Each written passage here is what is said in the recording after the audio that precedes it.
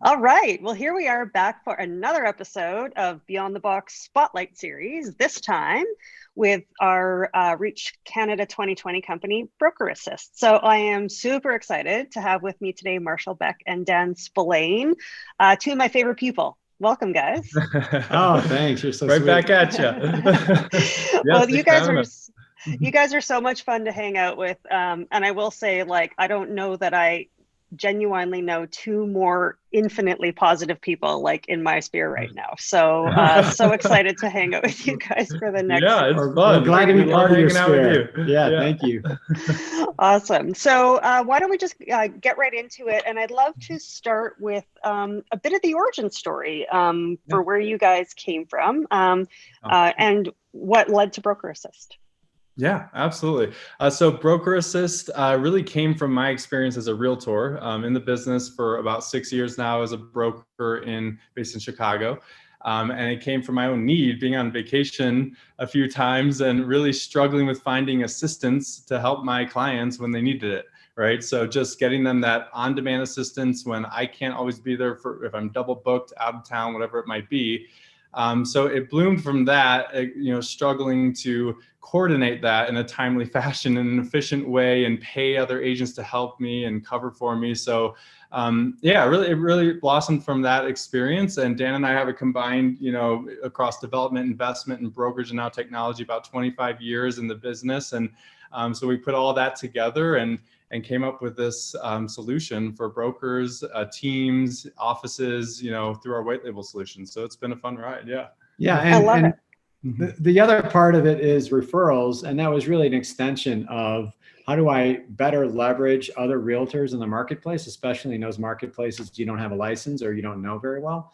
And that was the logical extension of, hey, from the gig job to, hey, I need help on a showing, an open house, whatever that might be, to, oh, I have a referral into this neighborhood that I don't know well. I'd love another realtor to help me. So again, it's all about that gig job of helping each other and really keeping the broker, real estate agent, realtor at the center of the transaction. That's I love that story. And one of the things that I have come to really appreciate is when a solution is born, it's often born out of a need. But the piece that I find even more compelling is how that need is kind of identified. And it's usually not a one and done. It's usually as a result of your background or your history or, an opportunity to leverage something that we have brought from a previous experience to say, oh, I have a need and I have this experience and now is the time to create. So I'd love to hear a little bit of each of your own personal backstories that led to this beautiful kind of collision of need plus we've got what it takes to put this thing together. For sure. Yeah, absolutely. So my background is, I have a degree in economics from the University of Colorado, moved into a little education gig for a while. I loved it to an extent, but it wasn't for me long-term. So moved quickly into real estate. It was actually our first house that we bought together. So we're partners in life and business. Yeah. And we, on that first property that we bought together, I was like, I don't know what I love about this, but I just loved the whole process. We worked with Dan's brother, actually, John, as our realtor. And so then John kind of mentored me into the business a little bit. And, we bought that first house and I was like, okay, there's something here for me. So I moved out of education into real estate as a broker. And I've been doing that now for 6 years based out of Chicago and then also in Colorado for a little bit, for a couple of years in rural real estate in Colorado. So I saw a little bit of, differences there, urban and rural. And then, even in college, though, I was working in a startup for Athletes Honey Milk. It was a high protein, drink. And then it was, invested by Coca-Cola and turned into Core Power. So maybe some of you have seen that in the grocery stores.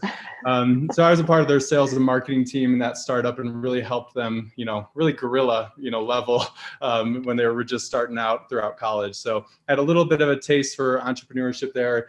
And from the experience of my own family, my dad and my grandfather as well. So just jumped in as soon as this idea came about through my own struggles as a realtor and, the solutions I see, that we need and jumped in.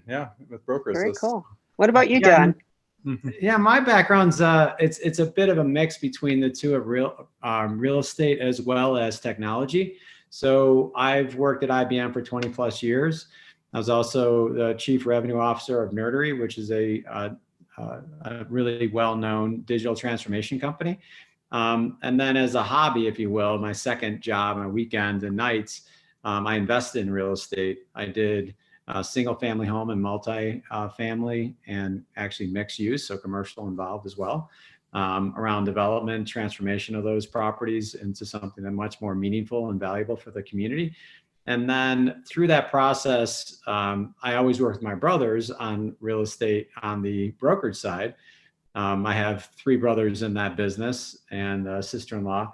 And then Marshall's saying, hey, I really enjoy that brokerage part of the business. And so we've supported each other on that. So that's my mix between, or I'd say intersection between real estate and technology. And I've always been fascinated in how do processes work and how can you make them more efficient? And that's born of BrokerAssist, you know, that combination of process and then the technology behind it to make it more efficient. I can't think of a better segue kind of into where I'd love to dive deeper into the conversation, because, you know, really one of the perspectives that I would love to hear from you is, you know, how sort of the last 12 months has potentially changed the vision around your business and what your vision was in terms of bringing BrokerAssist to market. And, you know, you mentioned all of the aspects around efficiency, and if ever in time there was you know, a moment where I think everybody looked at efficiency as a need, this is it. So I'd love to hear from you guys in terms of how the last 12 months have maybe impacted the vision that you've had for BrokerAssist.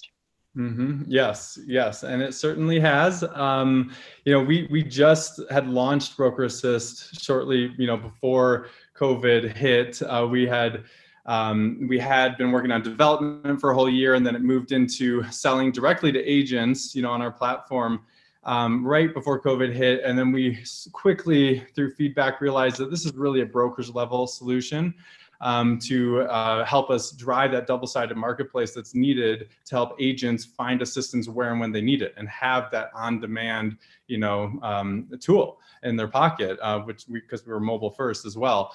So it shifted quickly from an agent selling to an agent platform to selling to a brokerage and a team or an office type of white label solution platform, which has really helped us gain more momentum and adoption, but, you know, also helping the realtor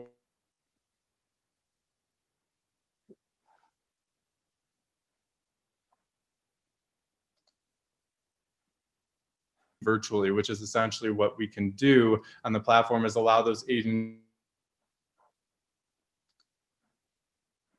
to their home and hire another agent to go out there and do those deal specific tasks for them. So we pivoted some of our marketing around that as well to help agents realize there is a tool available. Like, you can be safe in real estate today throughout this, you know, COVID crisis that we're experiencing. So that's been, you know, a change in some of our business modeling, and then also, you know, just looking forward, you know, the idea of that virtual assistance is so important, I think, going forward, and like letting people know that they can manage their business differently, and on the broker's level, help retain more agents in doing that by allowing their agents to grow more efficiently, right? On our platform. Yeah. And I'd say one of the things that we're learning now with COVID is the influx of new agents, new realtors into the marketplace. And that does a couple things. It puts into the hands of your brokerages more talent to go help those that are more seasoned. So the new talent helping this more seasoned talent. And this is a platform to do it. The other thing is many of these people coming in are millennials, and they're very used to mobile first technology and very used to on-demand services. So this fits right in with what that new market of realtors is used to doing. So it's that type of flow. The other thing that's really interesting is this phenomenon that's happening, this mass migration. And it's what's fueling, as you know, the real estate market and sales, that as a realtor, if you have a client that, say, you're helping sell out of Toronto, and maybe they're moving to a suburban location elsewhere, that you don't have a license or don't know that market well, this platform allows you, again, to identify that other realtor to work with through either a co-listing or a referral. So that phenomena really is going to continue to grow. In fact, we've talked to experts with you that said that they're looking at that increasing over time, not decreasing. So there is no platform today, we see it. And so it takes a realtor a lot of time to go off and find another realtor to work with.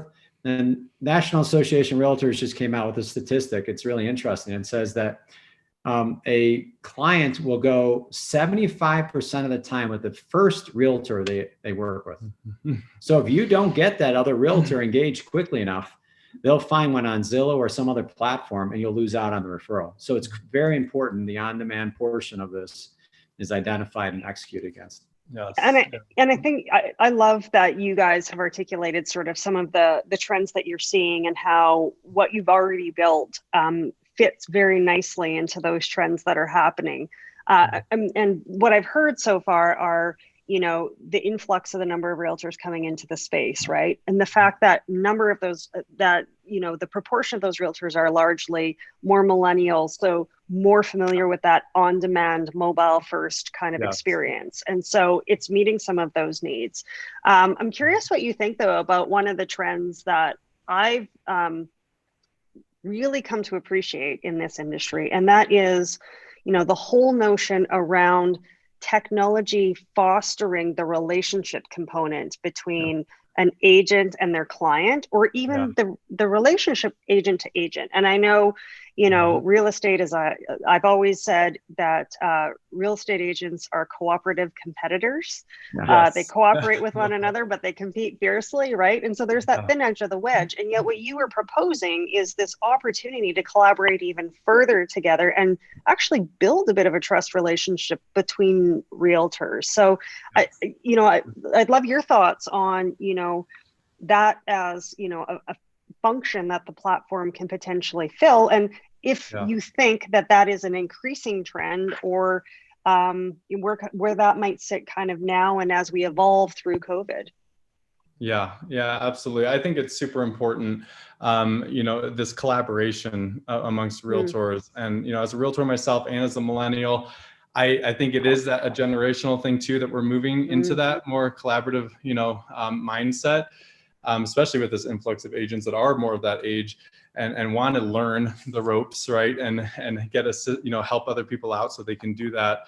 I think it's huge. And I think our platform does just that on both sides. I mean, for the client, being at the center of the transaction so that you can, really basically tell your client, like, I can get you coverage anytime you need it, whether I'm doing it or not. I have an extension of my team through my office, through my, fellow realtors that I trust we have 5-star rating systems and different things in place that we can, you can help vet and select your agents on our platform. So there's that trust, right? And then the other side for referrals, of course, agent to agent, how do we maximize our referral business, because it's already 12.5% of realtors' business. That's an NAR study, and how do we grow that? Because we're really missing out there, and we grow that through relationships, and that is the business of real estate, right? So this is a platform to network with fellow agents across the country, whether it's even within your neighborhood. If it's a neighborhood that you don't really do much business in, you want to do a co-listing, right? It doesn't have to be a full-on referral. It could be a co-listing. It could be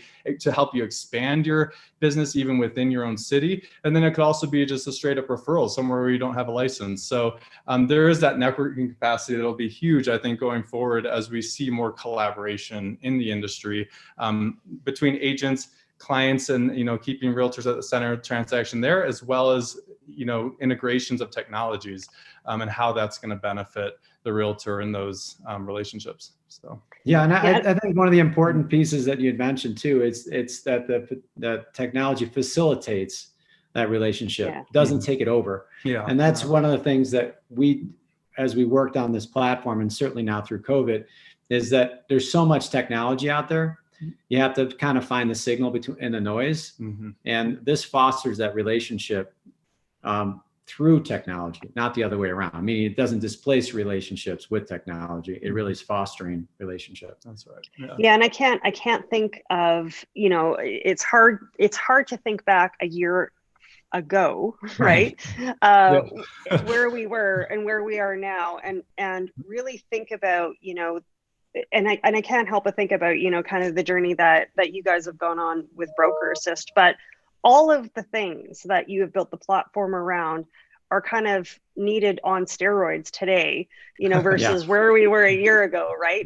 And yet it's such a great kind of way to frame kind of how we move forward, in the context of, are we doing all we can, or are we, evolving as quickly as we can based on what we need, or just based on, nice to haves. And I think, if 2020 did nothing, it demonstrated the difference between those, right? And, so I love working with, guys like you who are just doing these things because they're the right things to do, fostering, trust and relationship and collaboration. And we just happen to be in a period of time where it's, probably those things are at the highest level of need than they maybe ever have been in this space, right? So that's awesome. So love to hear it. So on that note, here we are, December 11th today, which is when we're recording this. So it will air for the people that are going to be watching this sometime in the new year. But I would love to know, from your perspective, 2021, what are you most optimistic about? And where are some areas that you're maybe exhibiting a little caution in terms of where we go in 2021? Yeah, for sure. I think I'm really most optimistic to see real estate catching up in technology. Like, this is so exciting to be a part of it as a realtor. And on the technology side of things now too, like, there's so many tools out there, and it just continues to grow. And I think that's also a double-edged sword. I mean, I'm super optimistic about what it can do for the client, the consumers, and the tools that it provides for the realtors. And then how do they integrate, right? How do we make it a solution that's easy to use and break through the noise, so that realtors and their clients know what is essential in helping me, for the realtor, grow my business, and keep my clients happy, and keep me at the touch point to my client. And then same with the clients, like, what do I need from my realtor to value them as a realtor, and pay this 5 to 7% commissions that we deserve with the amount of work that it is. So I think that so I think it's like, I'm optimistic and cautious. Like, how do we, as technology leaders, bring these technologies together in a way that really streamlines those efficiencies and the growth potential there for everyone involved.